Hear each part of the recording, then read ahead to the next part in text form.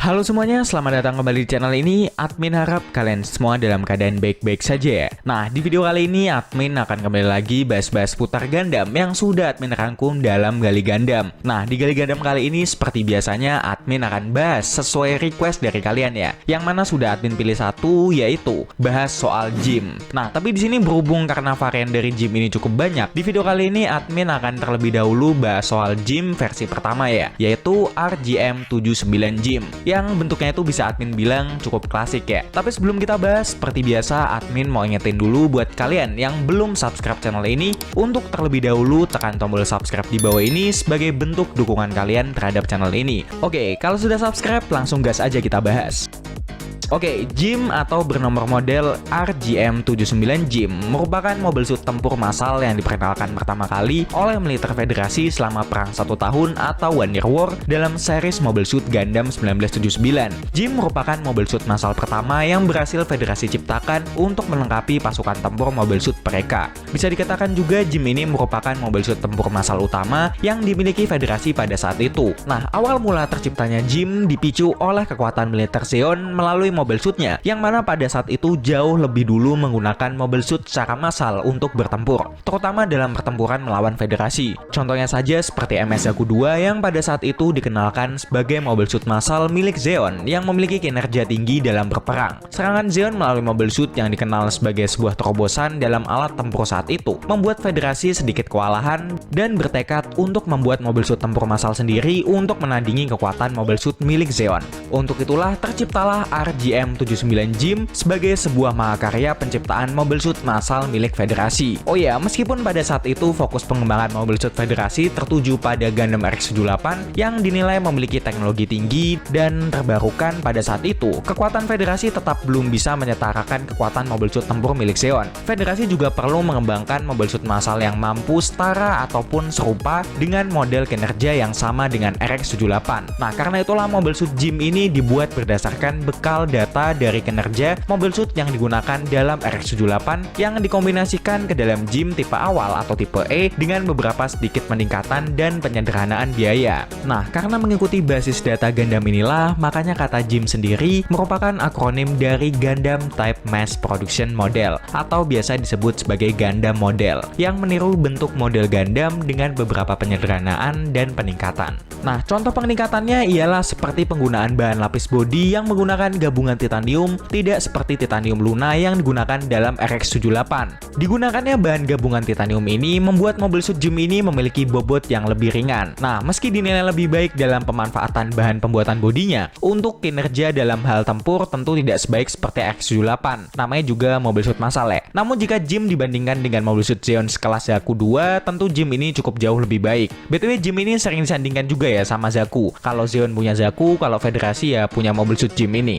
Nah, sebagai pelopor dari mobil suit massal pertama milik Federasi, bentuk model dari mobil suit Gym ini tentunya khas banget ya. Warna merah ditambah dengan bentuk kepalanya yang khasnya itu memang melekat banget dengan mobil suit Gym satu ini. BTW entah kenapa kalau admin ingat Federasi pasti ingat mobil suit Gym ini. Kayak berasa Gym ini udah jadi icon buat Federasi itu sendiri ya. Oh ya, BTW bentuk model dari Gym ini old banget ya, kayak klasik gitu. Tapi meski bentuknya yang klasik gitu, entah kenapa membekas banget di ingatan admin. Ya emang kalau klasik-klasik gitu memang beda ya. Oke, untuk pilotnya sendiri kayaknya nggak perlu admin bahas ya, karena ini unit massal, pilotnya pun pasti nggak cuma satu. Tapi yang jelas untuk pilotnya sendiri pasti berasal dari orang-orang militer Federasi, yang mana rata-rata penggunanya ialah mereka yang berpangkat letnan. Tapi dari sekian banyak pilot yang pernah memiloti Gym ini, terdapat satu pilot yang dalam series mobil suit Gundam 1979 pernah disorot, yaitu bernama Shin, bukan Shin Asuka ya. Nah, Shin adalah pasukan Federasi berpangkat letnan 2 yang perannya dalam seriesnya hanya sebagai karakter kecil yang ditunjukkannya sebentar banget. Namun penampilan Shin yang sebentar ini ternyata cukup berarti ya untuk menunjukkan identitas pilot siapa sajakah yang pernah memiloti mobil suit Gym ini. Oh ya, BTW meski karakter Shin ini cuman sekali muncul di seriesnya dan terbilang tidak penting, karakter Shin ini rupanya cukup dihargai ya. Hal tersebut ditunjukkan dengan ditampilkannya karakter Shin ini ke dalam cetakan kartu Gundam.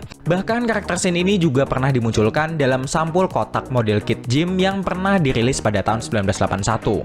Oke, dari pilot sekarang kita bahas soal persenjataan persenjataan serta fiturnya ya. Nah, untuk persenjataan Jim ini tergolong banyak ya, mengingat Jim ini unit Mobile Suit massal yang persenjataannya bisa di custom. Namun yang bakal admin bahas ialah persenjataan standarnya aja ya. Nah, untuk persenjataan pertama pastinya terdapat Falcon Gun dengan tipe 60 mm, yang mana Falcon Gun ini merupakan Falcon Gun yang mirip dengan Falcon Gun yang terpasang pada Gundam. Nah, senjata selanjutnya lagi terdapat Beam Saber dengan tipe BSJ G01. Ya, memang senjata ini nggak ada istimewanya, ya Beam Saber pada umumnya. Namun senjata Beam Saber ini yang tertanam dalam Jim termasuk ke dalam sebuah terobosan, di mana sebuah Mobile Suit massal dilengkapi dengan sebuah Beam Saber yang bahkan Beam Saber ini hampir menyerupai Beam Saber dari RS-78. Letaknya pun juga sama, terletak di bagian ransel seperti halnya pada Gundam RS-78. Nah, adanya Beam Saber sepertinya tidak lengkap jika tidak ada shield ya, sebagai senjata bertahannya. Nah, Jim ini juga dilengkapi dengan shield, yang mana shield yang terpasang di lengan kirinya merupakan perlengkapan standar wajib yang digunakan ke dalam Mobile Suit militer Federasi. Salah satu ciri khas dari shield ini ialah adanya logo Federasi di perisainya ya. Oke, senjata selanjutnya lagi dan melekat banget dengan Jim ini ialah Beam Spray Gun. Yap, sebuah senjata meriam partikel mega portable dengan tipe pistol yang memiliki daya tembak yang cepat. Senjata ini dikembangkan dengan menekan biaya murah dan memang dirancang sebagai persenjataan ringan untuk Mobile Suit massal. Dinamakannya Beam Spray Gun atau diartikan sebagai pistol semprot ya. Dikarenakan bentuknya yang kecil serta ringan serta akurasi tembakannya yang cepat layaknya semprotan. Oh ya, untuk daya hancurnya sendiri tidak sedahsyat seperti halnya Beam Rifle yang memiliki ukuran lebih besar ya. Hal ini dikarenakan Beam Spray Gun ini memang senjata yang dibuat minimalis dan murah biaya. Nah, meskipun Beam Spray Gun melekat dengan Jim, bukan berarti senjata seperti Beam Rifle tidak pernah dilengkapi pada Mobile Suit ini. Jim juga pernah dilengkapi dengan jenis Beam Rifle yang pernah digunakan dalam Gundam RS-78. Meskipun pada akhirnya Beam Spray Gun ini merupakan senjata utama yang sering kali dilengkapi pada Jim. Hal ini dikarenakan Beam Spray Gun yang balik lagi memakan biaya lebih murah dibandingkan Beam Rifle. Meskipun nantinya Beam Rifle ini menjadi senjata umum yang digunakan hampir di setiap Mobile Suit. Nah, selain senjata-senjata tersebut, dalam beberapa momen Jim juga dilengkapi dengan beberapa persenjataan custom atau opsional seperti halnya Hyper Bazooka, Machine Gun, dan masih banyak lagi. Ya intinya Jim ini termasuk Mobile Suit yang bisa dilengkapi dengan berbagai senjata lah.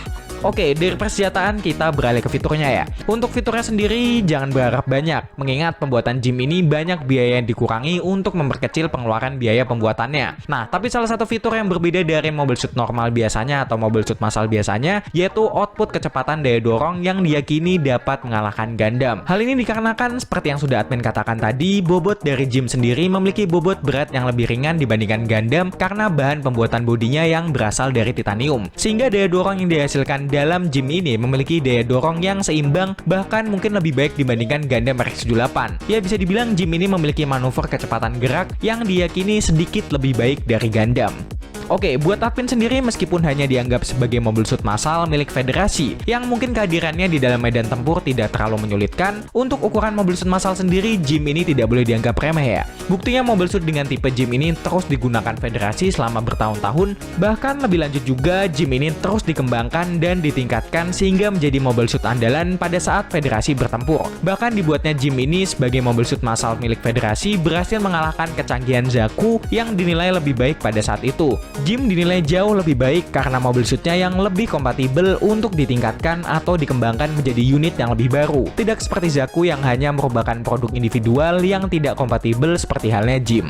Nah, dalam perkembangannya sendiri, Jim ini lebih lanjut lagi dikembangkan dan ditingkatkan menjadi Mobile Suit terbarukan seperti Jagen, yang nantinya menjadi penerus Mobile Suit massal milik Federasi di era berikutnya. Oke, nah kalau dari kalian sendiri gimana nih tanggapan kalian soal Mobile Suit Jim ini? Kita diskusi di kolom komentar ya.